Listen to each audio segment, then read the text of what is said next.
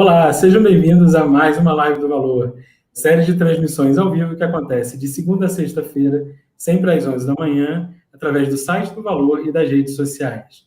Eu sou Felipe Frisch, editor assistente de Brasil, e hoje eu converso com o psicólogo Alexandre Coimbra Amaral, terapeuta especializado em atendimento de famílias e autor do livro Cartas de um Terapeuta para seus Momentos de Crise. Bom dia, Alexandre. Bom dia, Felipe. Obrigado a você pelo convite, obrigado a toda a equipe aí do Valor. Nós que agradecemos. Alexandre, uma primeira questão que a gente tem, hoje a gente está fazendo um ano desde que foi confirmado o primeiro caso de coronavírus, do novo coronavírus no Brasil.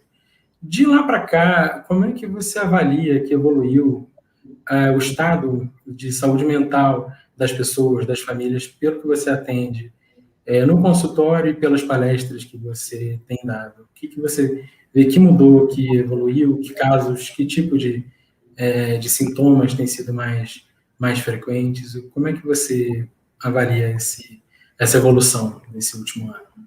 Olha, eu acho que são dois eixos de resposta para a sua pergunta, Felipe. Primeiro é o quanto a gente tem sofrido e, em segundo lugar, o quanto a gente tem crescido, inclusive com esse sofrimento. A gente tem sofrido muito, né? A gente tem sofrido pela perda do chão da vida. O chão da nossa vida era construído em cima de algumas ideias muito básicas, como, por exemplo, a possibilidade de ir e vir, de visitar os meus familiares, de encontrar com os meus amigos, de aglomerar em pequenos ou grandes grupos. E eu perdi, né? Cada um de nós perdeu todas essas nuances da vida, e a gente nem talvez tivesse tanta noção do quanto isso representava um fator equilibrador da nossa saúde física e mental, mas sobretudo mental. Então a gente perdeu muito, o nosso chão ele desabou há um ano atrás, aproximadamente um ano atrás, quando a gente entrou em quarentena, e a gente primeiro levou aquele espanto, se assustou com todas as novidades que a vida tinha para ofertar. Precisamos nos adaptar muito rapidamente a essas novas condutas protetoras da vida, né? Tipo isolamento social, álcool em gel, máscara, isso aqui que a gente está vivendo, né? Passou a ser a ordem do dia, né? As conversas remotas, os home offices, as lives, né? Tudo isso foi uma transformação em toda a sociedade. E nas famílias, o que aconteceu de mais impressionante foi que os papéis de cada pessoa da família eram exercidos em lugares diferentes e eles todos vieram para casa. Então, os papéis profissionais dos adultos vieram habitar a casa. A escola das crianças veio habitar a casa, né? As pessoas que apoiavam a educação das crianças, como a escola, os avós, às vezes até profissionais domésticos, né? Tudo foi embora, né? Tudo desapareceu. Então, as famílias ficaram com um excesso de contato, com um excesso de papéis para lidar todos os dias, e isso saturou a saúde mental das pessoas. Então, o sofrimento vem da necessidade de termos que conviver o tempo inteiro com as mesmas pessoas, de testemunharmos o transbordamento emocional dessas pessoas, e o nosso também, né?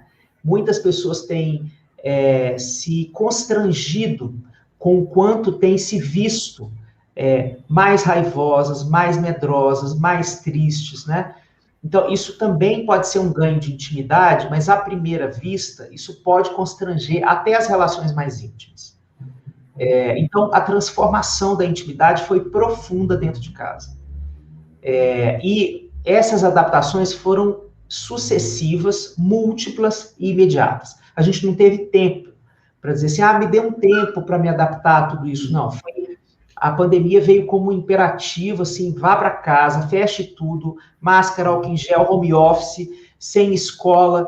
Então, isso exigiu uma capacidade adaptativa que a gente não tinha ou não sabia que tinha. Então, a princípio, deu muito medo, e a gente continua vivendo esse medo, mas depois de um ano, a gente aprendeu a lidar com isso. a gente cresceu em envergadura, assim. Acho que é importante para cada um de nós fazermos a reflexão assim, muito honesta do que foi que a gente aprendeu com essa perspectiva de vida, né? Como nós podemos olhar para os nossos próprios espelhos, orgulhosos da nossa capacidade de mudar as vidas, de mudar o jeito de levar a vida, de se acostumar com coisas absolutamente absurdas antes de março do ano passado, né? Mas tem muito sofrimento, sobretudo ligado às mortes, né? Se nós temos um ano hoje da primeira notificação de coronavírus no Brasil, depois desse ano nós temos mais de 250 mil mortos por essa doença e ainda podemos contar com subnotificação. Então, a gente pode pensar em pelo menos 300 mil vidas acometidas pela Covid e em torno de cada pessoa morta, a gente conta pelo menos 20 pessoas francamente enlutadas. Então, você imagina que são 6 milhões de brasileiros nesse momento que estão sofrendo uma perda ou que estão passando pelo processo de elaboração de uma perda. Então, tudo isso compromete a nossa saúde mental, individual, familiar e coletiva. Aí, mesmo com esses números alarmantes e que podem ser maiores, né, o que tudo indica, ainda tem uma parcela da população, falando de quem tem, da parcela que tem recursos e privilégio para poder trabalhar de casa, e, enfim, mas existe uma parcela das pessoas que realmente necessitam, que tem um trabalho que não pode ser exercido à distância, mas tem uma parcela da população que parece negar, né, a existência da pandemia, né, negar essa realidade tão óbvia, mesmo com pessoas morrendo próximas a elas. Então, pessoas continuam se aglomerando, indo a bares, restaurantes, à praia, nos feriados isso fica ainda mais gritante. Em termos psíquicos, o que explica esse tipo de atitude, Alexandre? Olha, a realidade, ela não é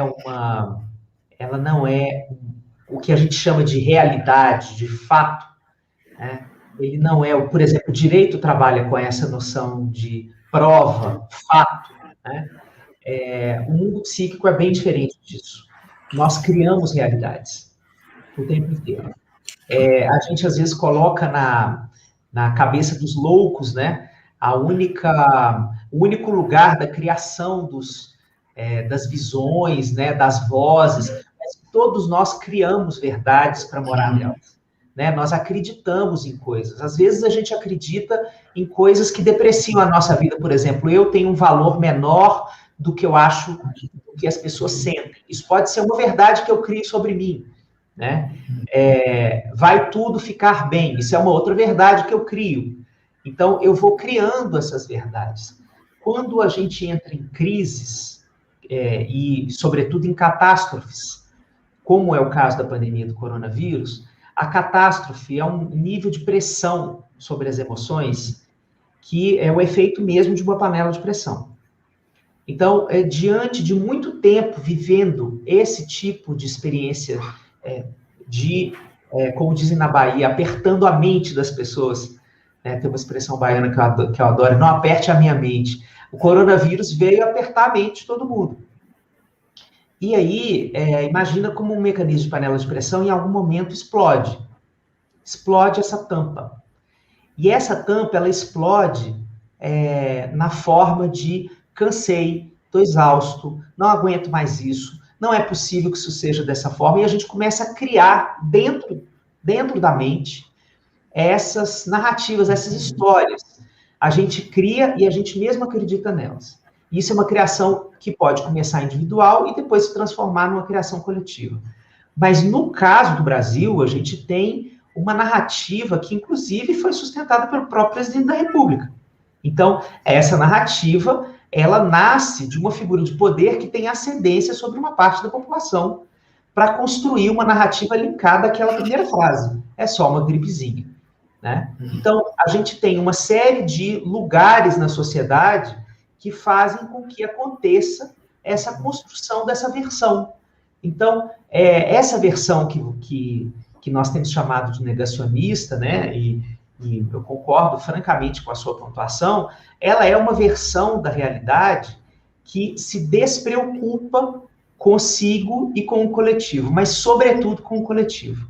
É uma visão francamente individualista, né? Vários filósofos e sociólogos já tinham alertado que a gente estava vivendo um tempo mais individualista, e a pandemia do coronavírus está deixando isso muito evidente, né? O que antes, no início, a gente poderia pensar que as preocupações com todo o tecido social, que todo mundo fosse protegido, que a gente pudesse olhar para cada parcela da sociedade brasileira e ver como cada um está vivendo esse terremoto, essa avalanche na vida, não se configurou, né? Então, a gente teve um ano de práticas muito individualistas. Então, o que é a prática individualista? O que importa é a minha necessidade, o que importa é o meu desejo, o que importa é a minha exaustão. Então, eu escuto isso acima das necessidades, inclusive da preservação da minha vida. Eu minto para mim mesmo e me desresponsabilizo do coletivo. Então, eu deixo de fazer ações que promovam a saúde coletiva, porque o isolamento social é uma ação de promoção de saúde coletiva. E quem nega isso está dando as costas para a sociedade, certamente. Quer dizer, aquela expectativa que circulou no começo da pandemia, de que as pessoas sairiam, que a humanidade sairia melhor disso tudo, que sairia mais empática, isso então não se confirmou. Não se confirmou. Até agora. Não se confirmou. Nós temos células da sociedade que estão construindo ações coletivas, se preocupando com as populações mais vulneráveis, né?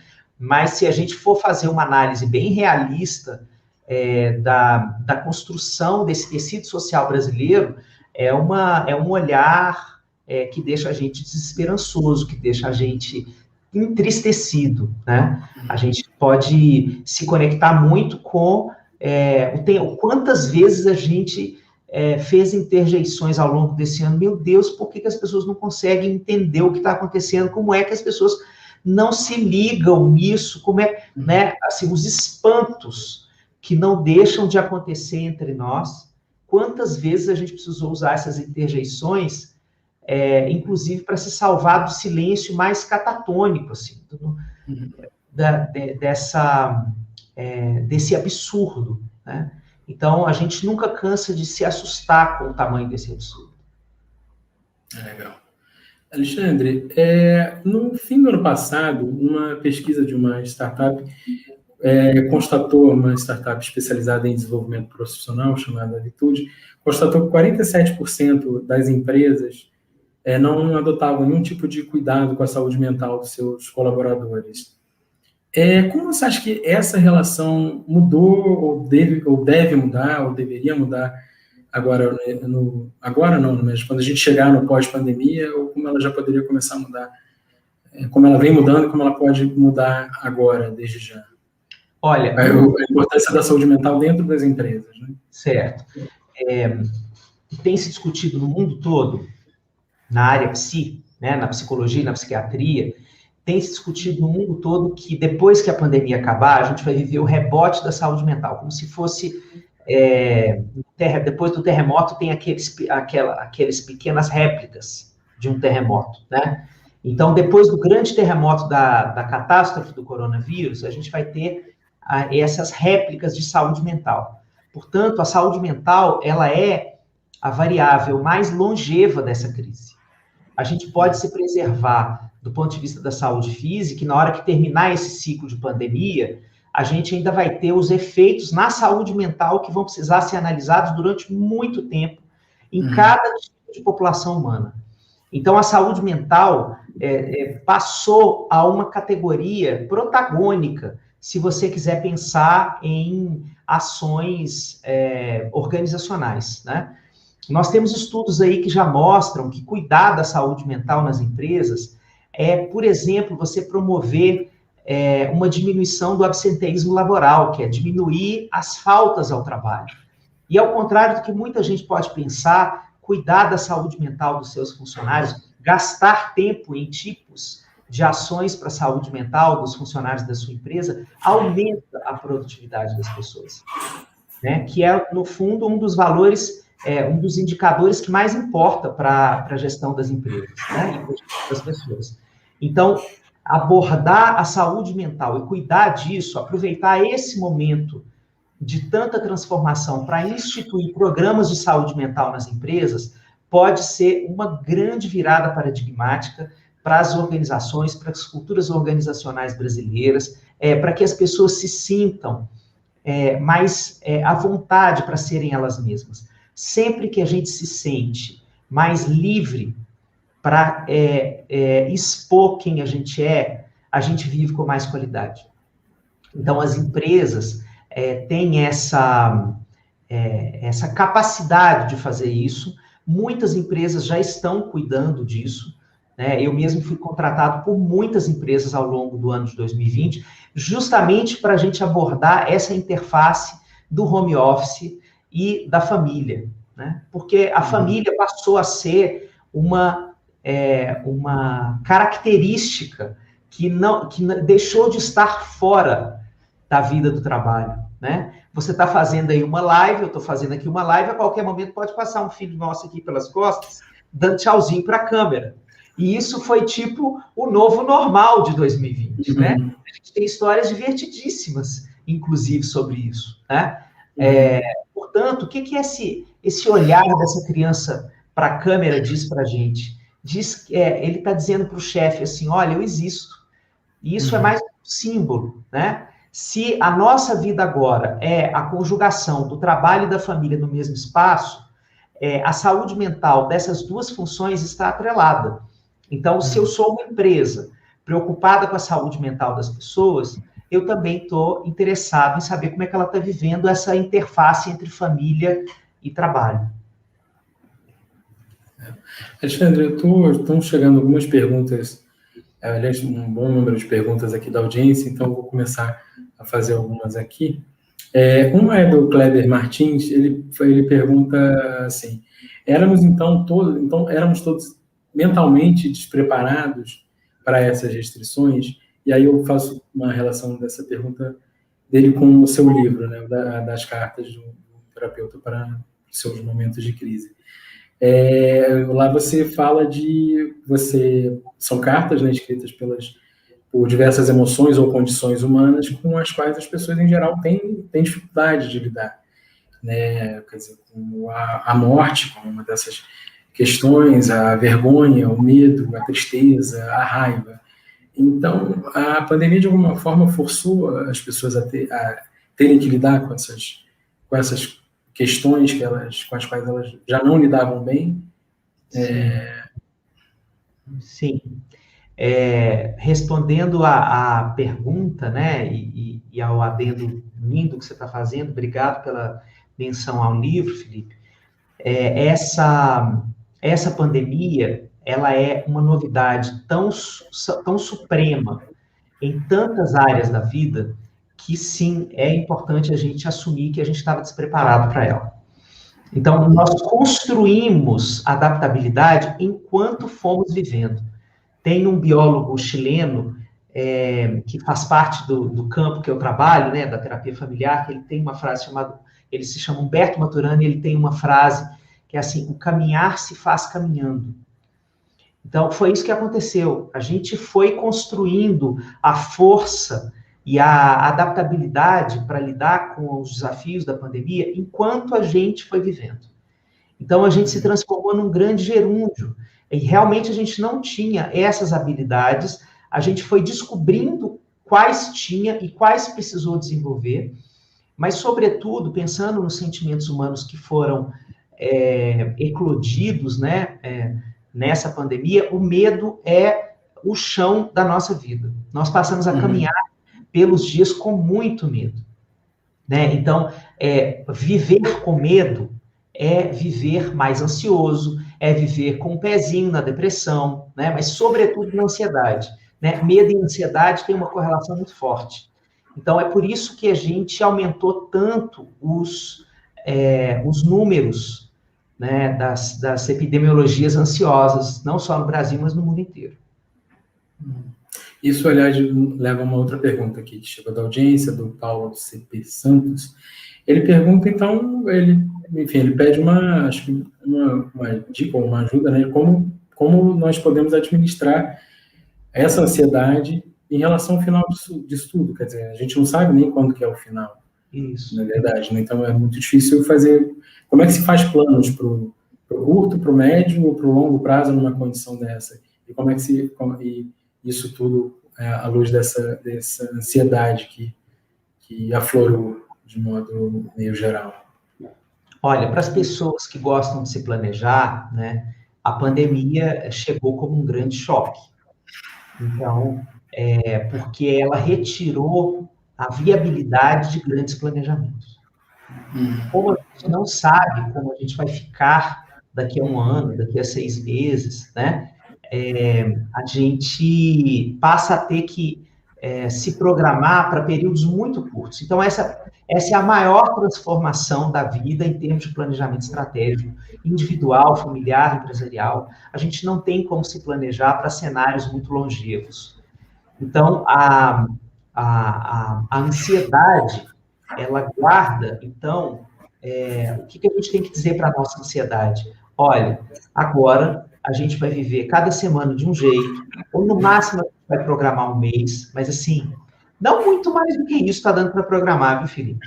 Se a gente for ser bem realista, por exemplo, na hora que a gente pensa no tema da abertura das escolas, a gente faz todo o planejamento, as escolas se programam, criam parâmetros, né, parâmetros sanitários, se preparam, fazem negociações com as famílias, etc, etc.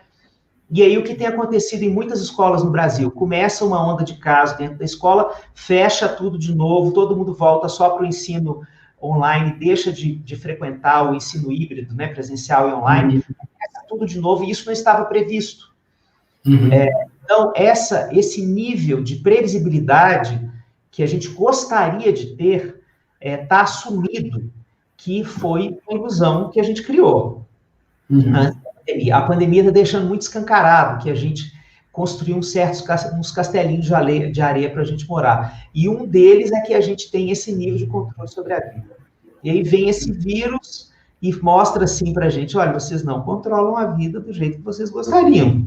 A vida é muito mais incerta, muito mais impermanente do que as planilhas de vocês gostariam de acreditar, né? Uma outra pergunta, que chegou aqui, o Luiz Fernando de Carvalho, ele pergunta quais os perfis psicológicos que foram mais e quais que foram menos afetados por essa nova realidade. Não sei se ele está falando de algum tipo de sintoma, né, ou de algum tipo de perfil. Olha, eu acho essa pergunta maravilhosa do Luiz Fernando, porque ela leva a gente para algumas possibilidades de resposta. A resposta mais ampla, geral e restrita que eu posso dizer para ele é assim, Luiz Fernando, quem não aumentou um pouco a ansiedade, e quem não está vivendo com medo, não está entendendo o que está vivendo. Então, o nosso funcionamento emocional está, assim, seguramente mais claudicante. A gente está mais vulnerável. Os adoecimentos da saúde mental, né, os adoecimentos mentais, todos, eles acontecem por causa de vulnerabilidade ao estresse. Então, nós estamos absolutamente vulneráveis ao estresse, sobretudo depois de um ano de pandemia. Está todo mundo exausto, está todo mundo louco, de saudade das pessoas que ama, com vontade de abraçar, né? Cansado dessa virtualização dos encontros, né?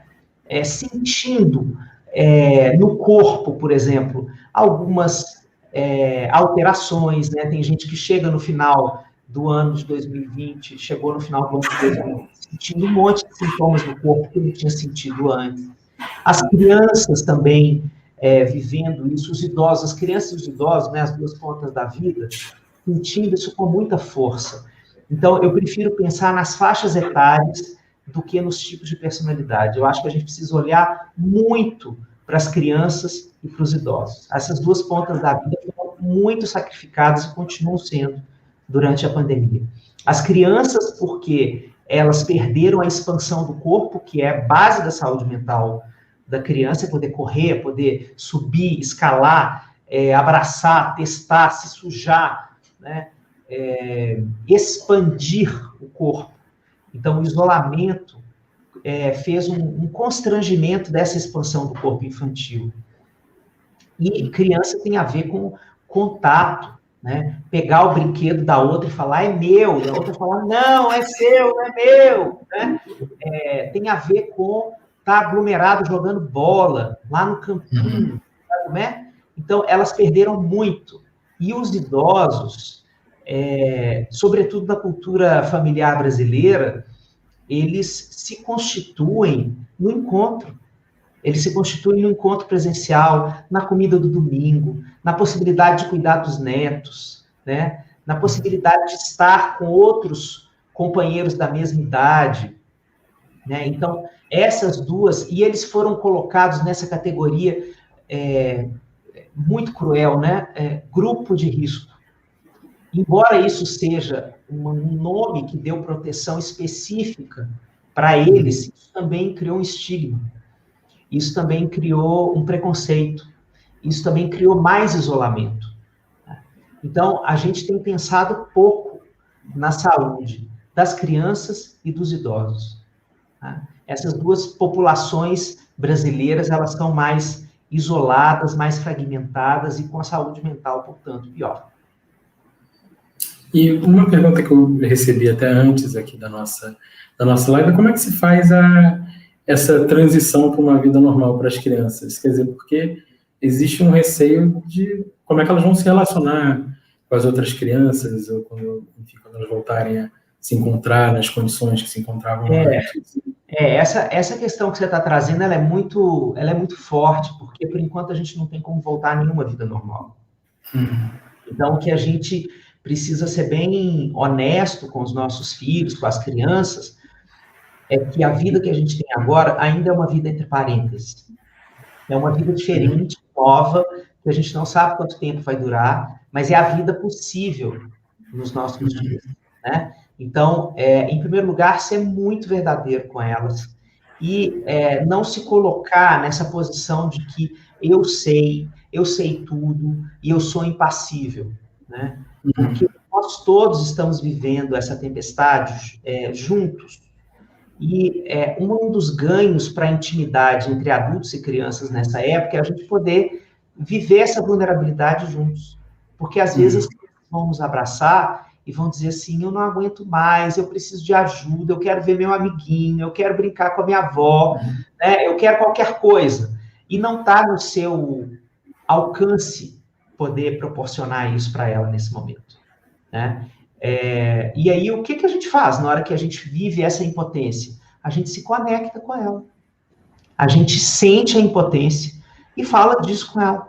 Fala assim, olha, pode chorar, pode falar do seu medo, pode falar da sua raiva, pode dizer assim, eu também estou assim, está sendo muito difícil para mim também, né? Teve uma vez, Felipe, que o meu filho de 14 anos me abraçou chorando, foi uma cena assim super forte, me abraçou chorando e me deu um murro assim nas costas, falando assim, eu não queria estar tanto com você, eu queria estar com os meus amigos. Nossa. Mas era comigo que ele podia chorar isso, entende? Era comigo. Então ele estava, olha que cena paradoxal, ao mesmo tempo, você é quem eu posso abraçar, é com você que eu posso falar dessa minha dor, mas não era com você que eu queria estar agora, né? E eu abracei ele e falei, filho, você tem toda a razão, você tem toda a razão, não tem ideia do que é adoecer numa pandemia. Nenhum de nós tem.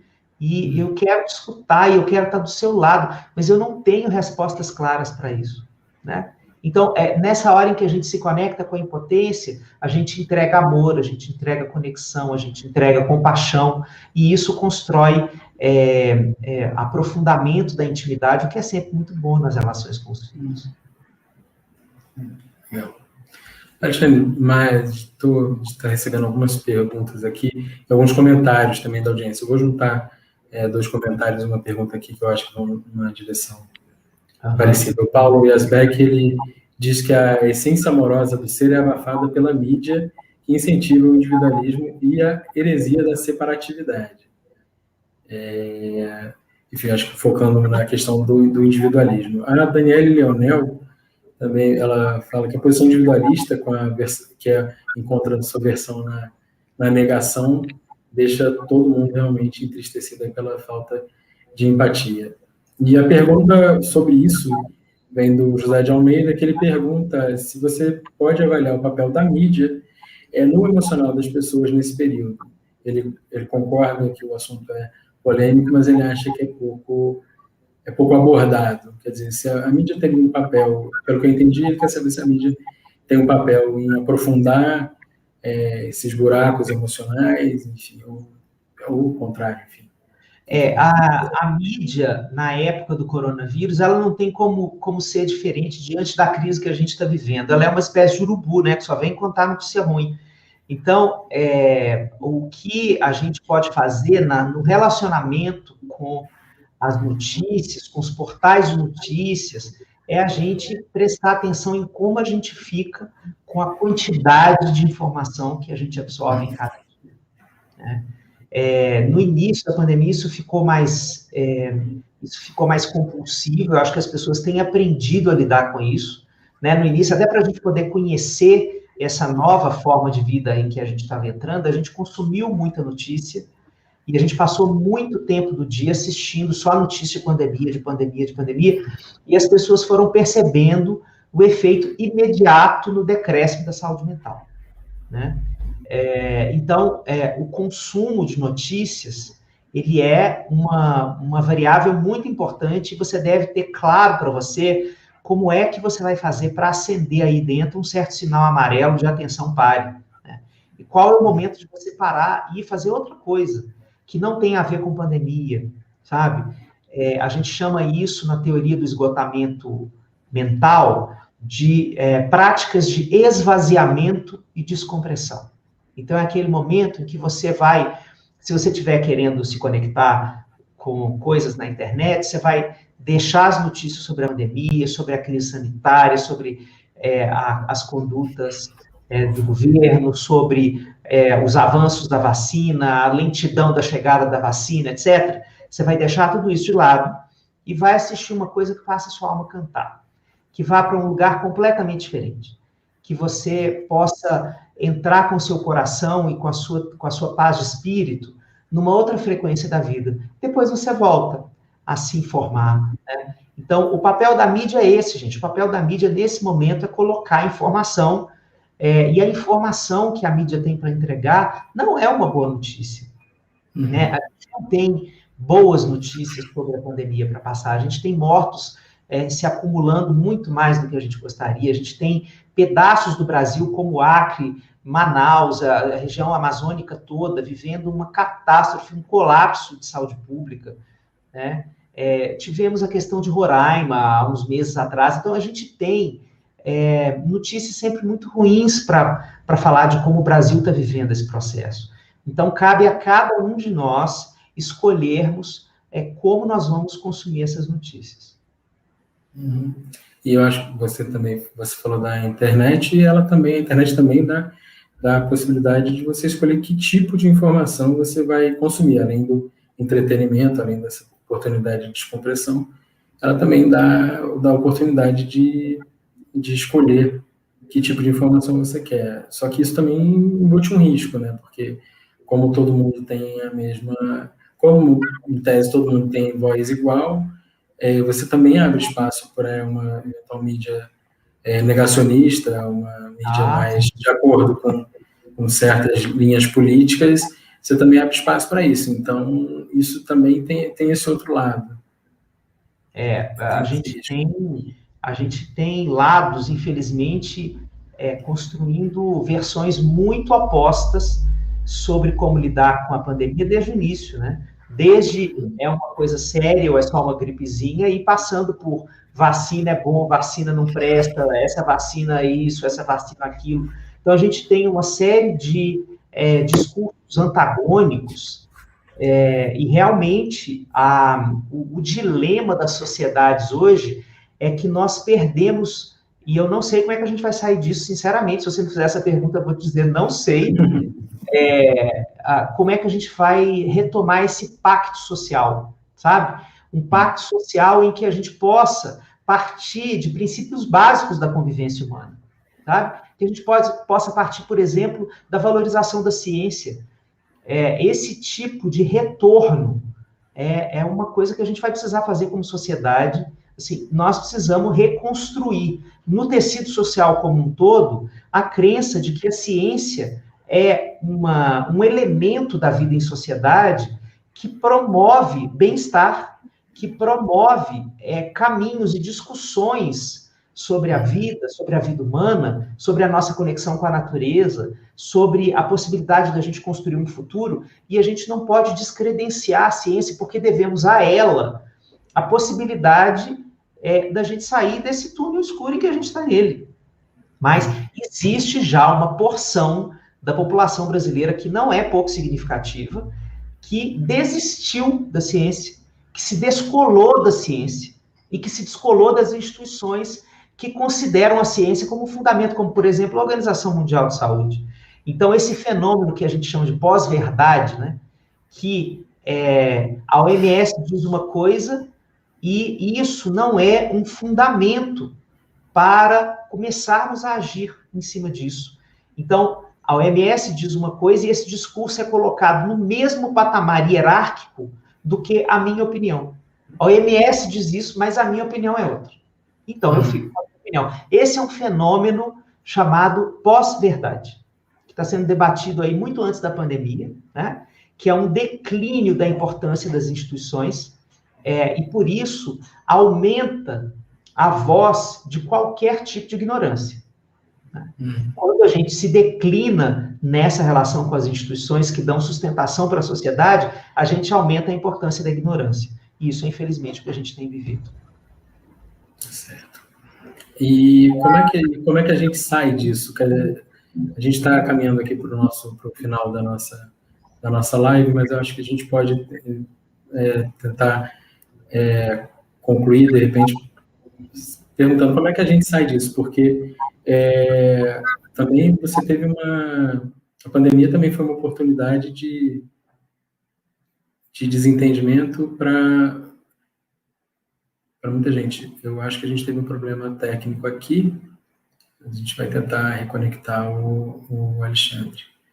A gente está falando aqui sobre saúde mental nesse 1 ano de pandemia e tem chegado algumas perguntas bastante interessantes. O Alexandre, que é psicólogo e terapeuta especializado em grupos e em famílias, fez alguns comentários interessantes, porque agora estava falando do papel da mídia, né, que tem sido questionado nessa era que tem sido chamada de pós-verdade.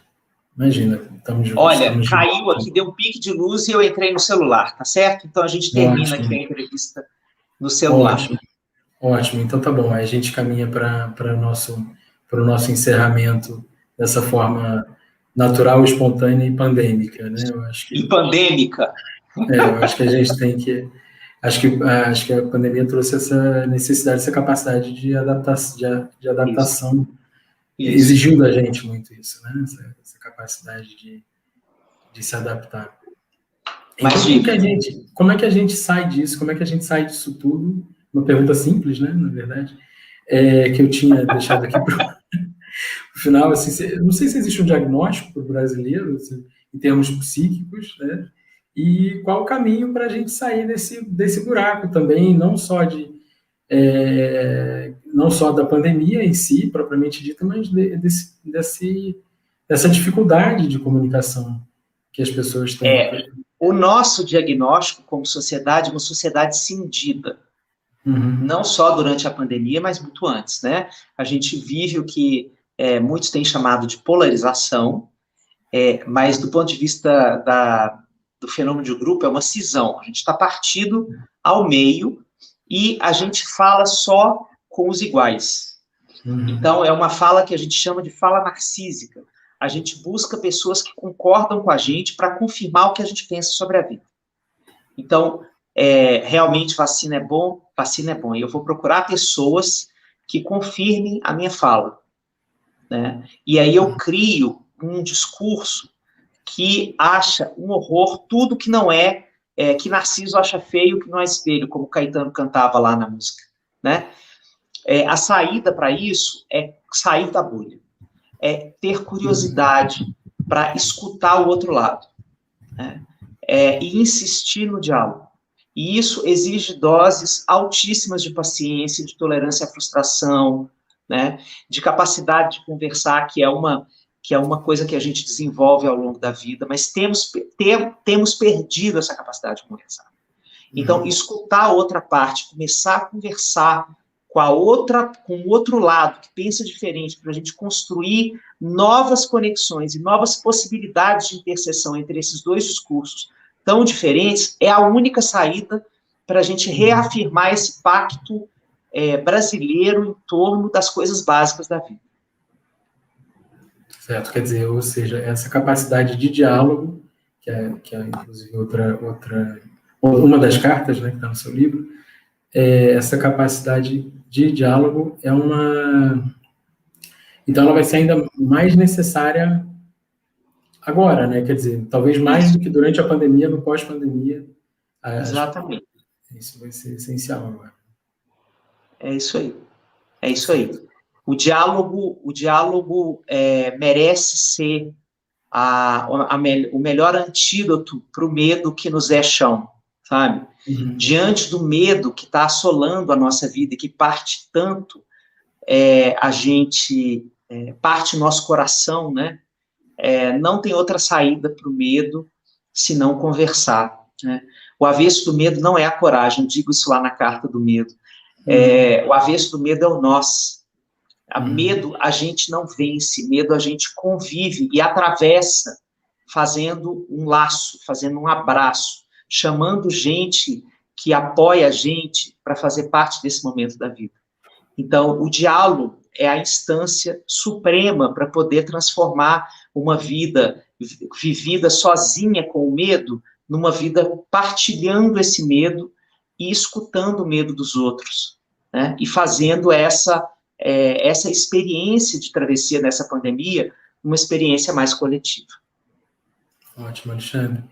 Bem, eu quero te agradecer pelo seu tempo, pela sua participação, agradecer também a participação da audiência, que mandou um bom número de perguntas aí, eu acho que o assunto de interesse geral. E, bem, eu encerro aqui convidando todos a voltarem a assistir as lives do Valor, que acontecem de segunda a sexta-feira, sempre às 11 da manhã. Muito obrigado e até a próxima. Muito obrigado a você, Felipe, foi uma delícia de conversa. Obrigado a todo mundo que participou e obrigado à equipe do Valor. Obrigado pela oportunidade de estar aqui. É uma honra.